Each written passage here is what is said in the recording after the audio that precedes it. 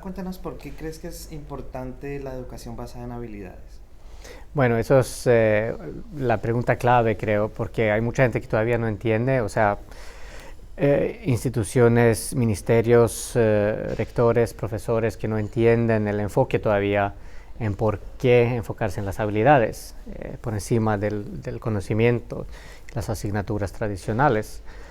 Y ahí sí la respuesta sale bastante fácil si uno solamente observa el mundo, que cómo ha desarrollado el mundo gracias a la, digamos, revolución tecnológica y de pronto por encima de cualquier tecnología, el Internet, cómo ha vuelto a dominar el mundo. Sin el Internet no funcionaría el mundo prácticamente en ninguna industria. Entonces, lo que pasa por fuera de los colegios y del sistema educativo es una realidad completamente diferente a la realidad para la cual se está supuestamente preparando a los niños hoy en día todavía. Entonces, en el mundo real se necesita de habilidades para ser ciudadanos activos. Y no se necesita saber de mucha información memorizada, que, o sea, las asignaturas tradicionales se basan en memorizar información. Antes, el que más información tenía en su cabeza era el que más éxito tenía.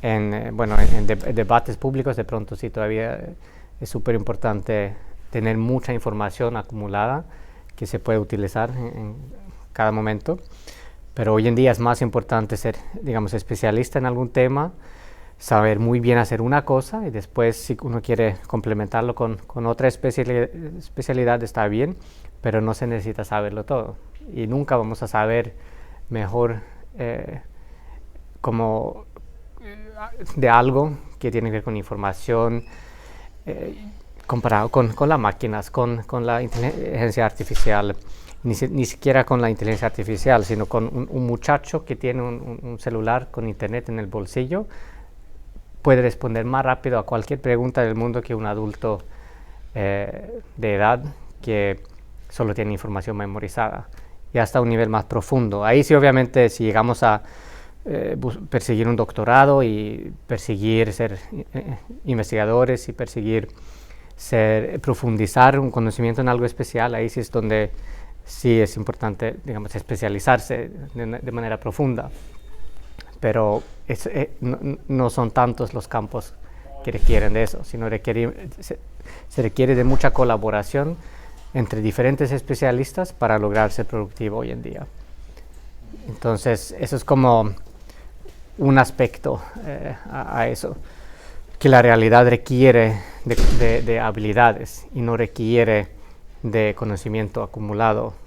Y todavía el sistema escolar se enfoca mucho en obligar a los niños a memorizar información por encima de desarrollarse como humanos, con habilidades para lograr ser productivos como ciudadanos activos. Pero hablando de habilidades, ¿cómo crees que se puede contribuir o cómo crees que se puede hacer el aprendizaje, digamos, del contenido de las asignaturas como tal? O sea, partiendo, como tú dices, Sí. solamente de habilidades, o es como una mezcla, o cómo se maneja ese tema. Sí, ahí sí las asignaturas sirven como herramientas muy buenas, como ejemplos a escoger de dónde iniciar el proceso de desarrollo. Pero si una asignatura no le interesa a un niño, no hay por qué forzar esa asignatura a ese niño, que tienes que aprender el contenido de este libro de física porque sí. Pero si el niño es alguien muy creativo, que es un excelente orador, un youtuber en su tiempo libre que tiene millones de seguidores, él entiende mejor que el profesor que nunca va a necesitar aprender de esa física de quinta para ser productivo en la sociedad. Si el profesor no toma eso en cuenta al introducir esos temas, no se va a lograr el estudio académico, y ahí sí el estudio académico vuelve irrelevante para el niño. Y si el propósito de la escuela es preparar al niño para su futuro, la escuela tiene que actualizarse a lo que es la vida moderna. Y cómo hacer esa integración es utilizando las asignaturas, o sea, buscando elementos de la física que de pronto es interesante. ¿Cómo nació la Tierra? O sea, ¿cómo nacieron los planetas? O sea, hay elementos de física y cómo funciona la gravedad cuando una estrella absorbe todo lo que está en su alrededor. Y buscar algún ejemplo de física que sí le interesa al niño, que es muy creativo y de pronto le interesa algún tema de física, pero no exactamente lo que está en el libro de texto, sino buscar el inicio que le interesa, que le inspira a aprender más.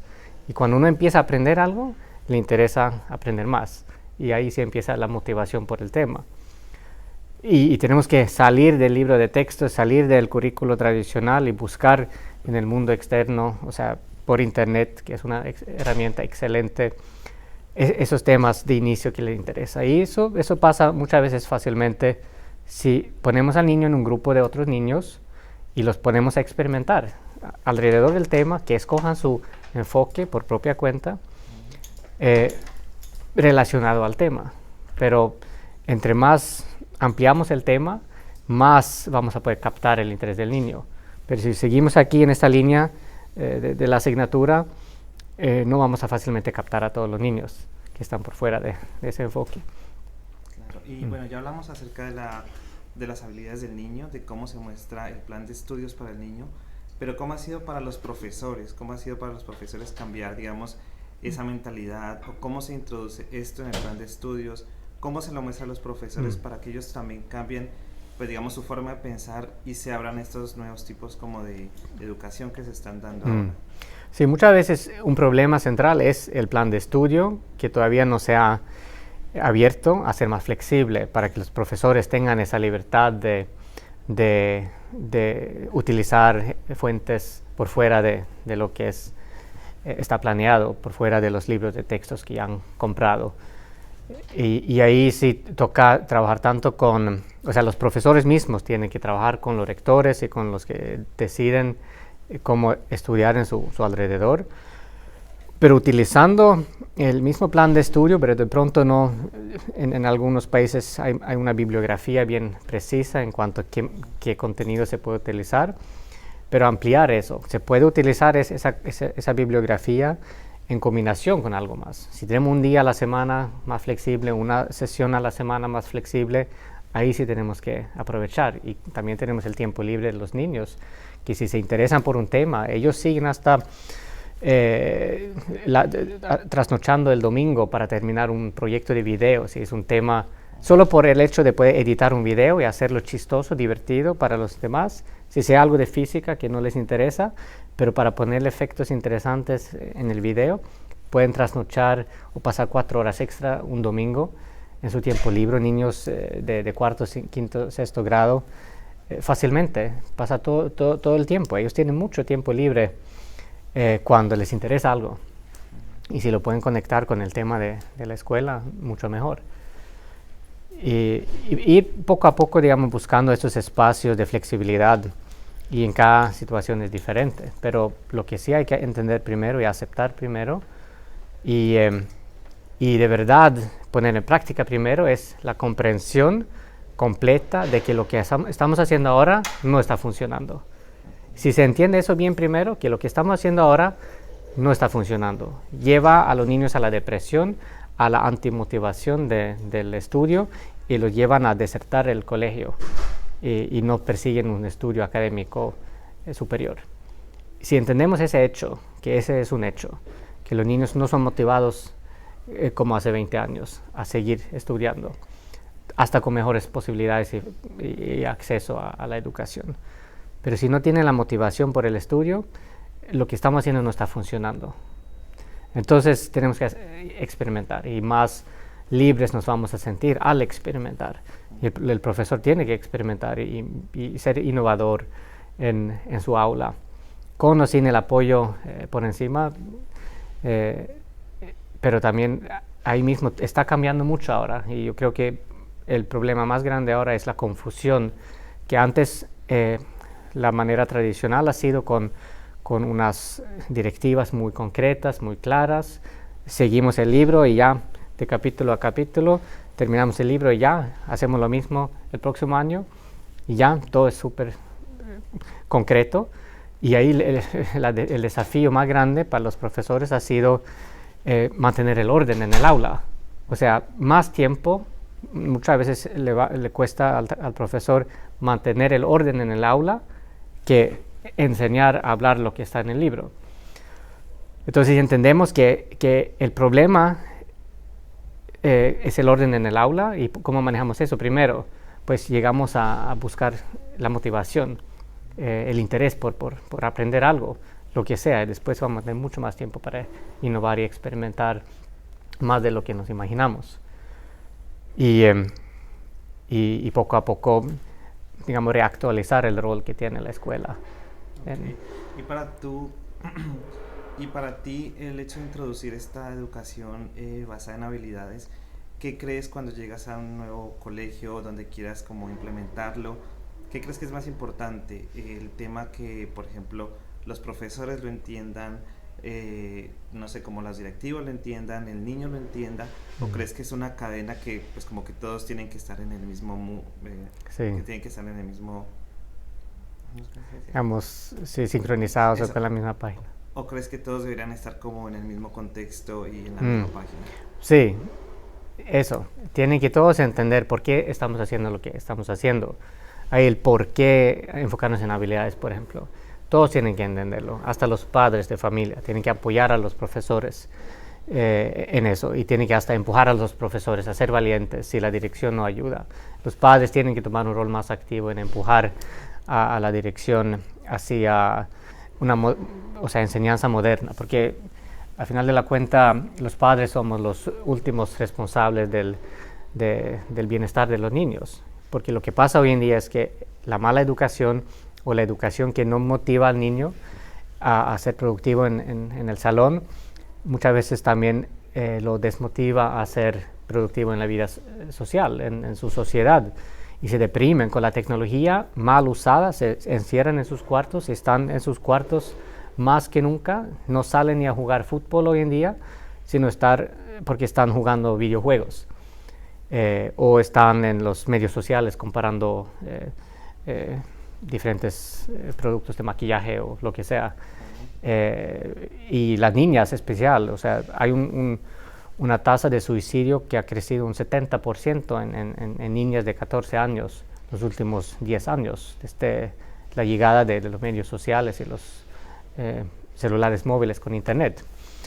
Y en los niños adolescentes la misma tasa es más o menos 25%, que ha aumentado la tasa de suicidio por esas razones. O sea, eso es como la razón más sospechosa, que los medios sociales y los videojuegos son, digamos, responsables de esto.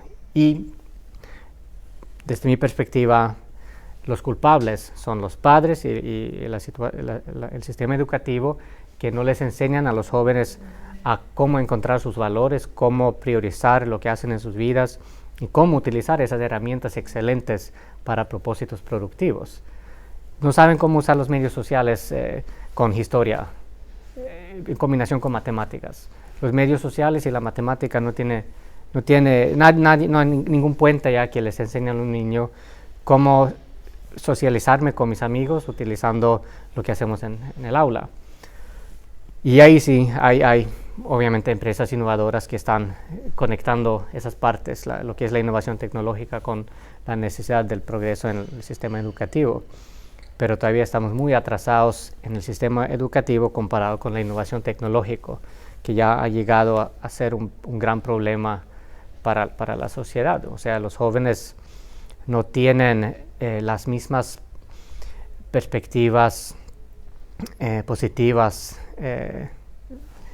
de su educación y de su futuro, ni siquiera de lo que solía tener la generación anterior.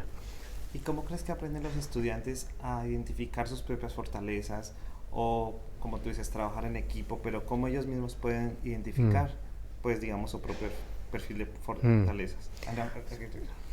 Bueno, ¿cómo crees que los estudiantes pueden aprender a identificar sus propias fortalezas? Ya que dices acerca del trabajo en equipo, del trabajo con los otros, pero cómo ellos mismos pueden identificar sus fortalezas. Esa es una pregunta muy importante también, porque los niños, hay niños que saben que son buenos en algo, pero en general los niños son demasiado jóvenes para saber cuáles son sus fortalezas, porque no han sido expuestos al mundo lo suficiente para darse cuenta quiénes son como humanos, qué tipo de intereses tienen. Y poco a poco, al tener más, digamos, exposición a diferentes elementos de la vida, nos atrae la atención, nos llama la atención diferentes elementos.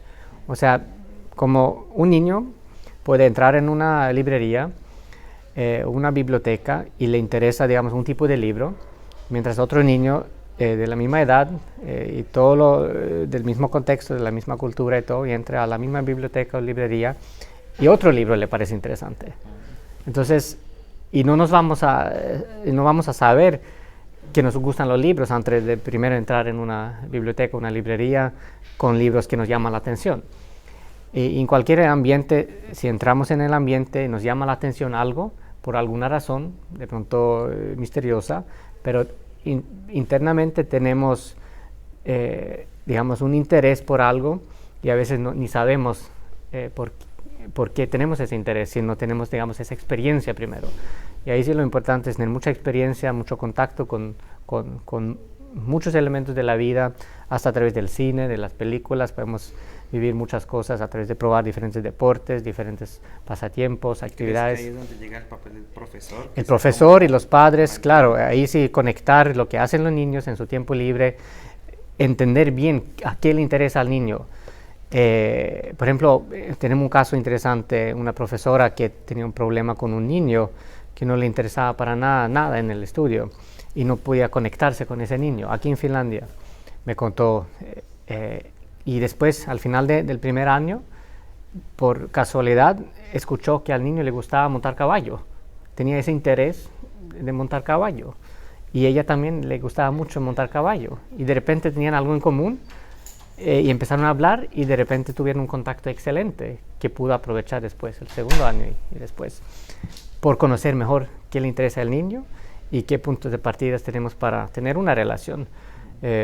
Tener como un contacto, porque ahí sí lo más importante que tenemos los humanos, que tenemos que mantener, es el contacto de tú a tú. O sea, no podemos reemplazar eso. Hasta en reuniones de negocios se usan mucho videoconferencias, pero no hay nada como una negociación, una reunión de tú a tú en la vida real. Y ahí sí tenemos que empezar a conocernos, establecer una relación como humanos. Y eso no lo podemos hacer si no podemos entender bien a la otra persona. El tema de las habilidades es un tema un poco como...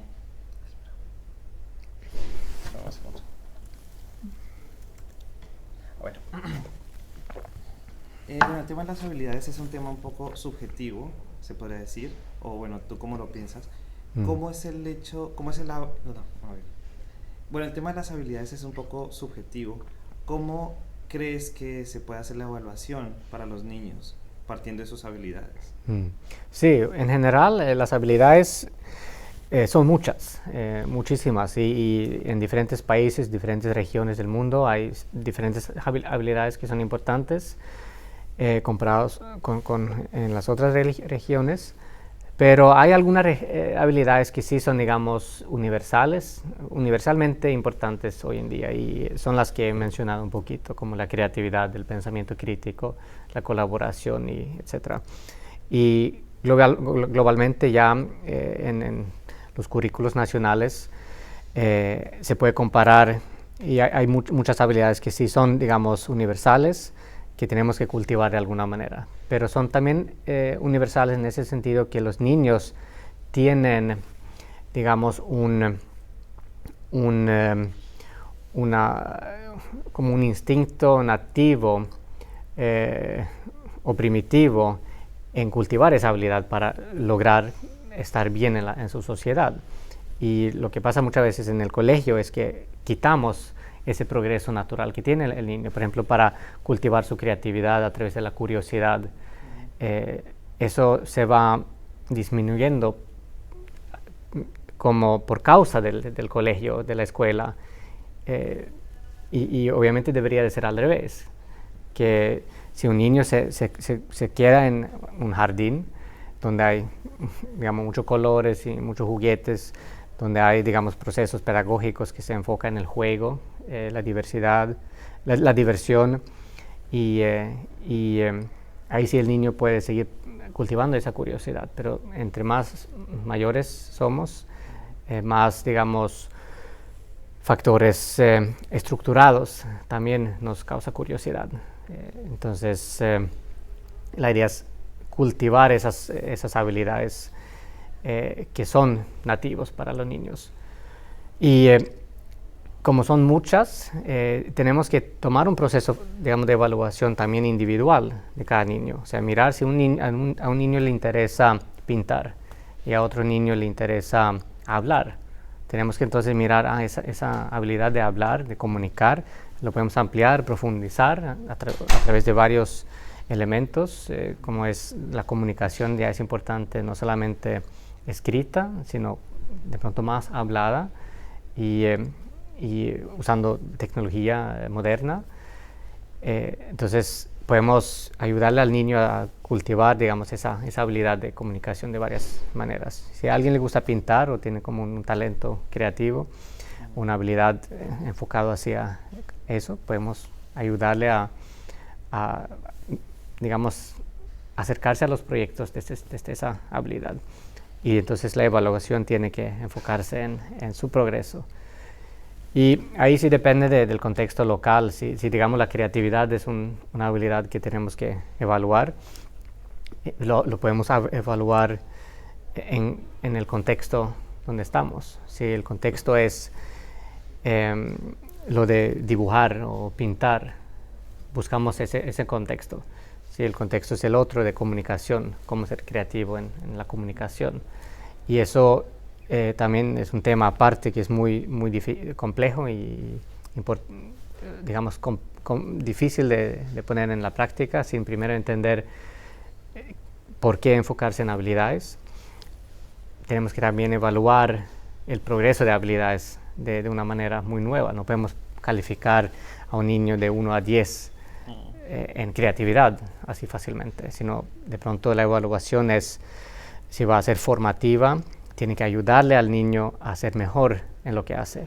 Entonces la evaluación tiene que ser un diálogo continuo, donde el niño también se autoevalúa, mirando si he logrado construir algo mejor, digamos, este semestre o este mes, comparado con el mes pasado, y no comparado con otros niños, sino tener su propio, digamos, camino de desarrollo.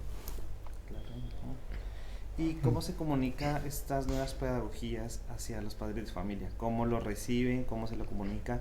Porque de pronto hay familias un poco más modernas, pero también hay familias un poco más tradicionales.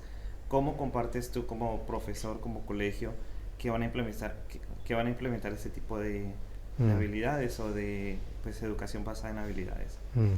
Sí, ahí sí es un tema también súper importante, que los padres, hay muchos padres que siguen esperando una calificación tradicional, una nota tradicional para entender cómo va el progreso del niño en la escuela. Y si de repente llega otro tipo de comentario nomás, donde no hay, digamos, una nota concreta, el padre está perdido si no entiende que estamos trabajando según una nueva pedagogía, donde la habilidad está en el enfoque, donde de pronto la autoestima del niño o la autoevaluación del niño, que si el niño se siente mejor en lo que hace, es hasta más importante que una nota, y que ese comentario va a ser parte de su calificación.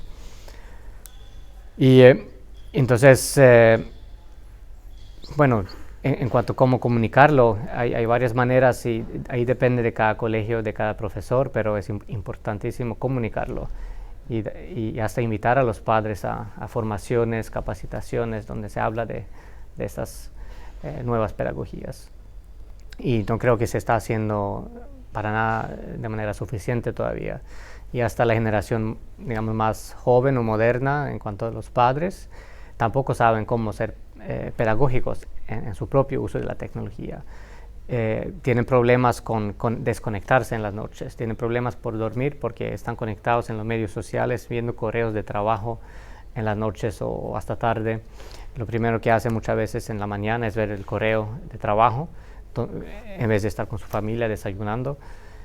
Hay problemas todavía por todos lados en cuanto al uso productivo de la tecnología. Entonces, esa necesidad es bastante amplia.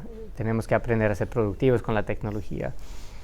Apagar la tecnología cuando no nos sirve y no ser esclavos ante la tecnología, sino ser los maestros utilizando la tecnología para cuando es productivo.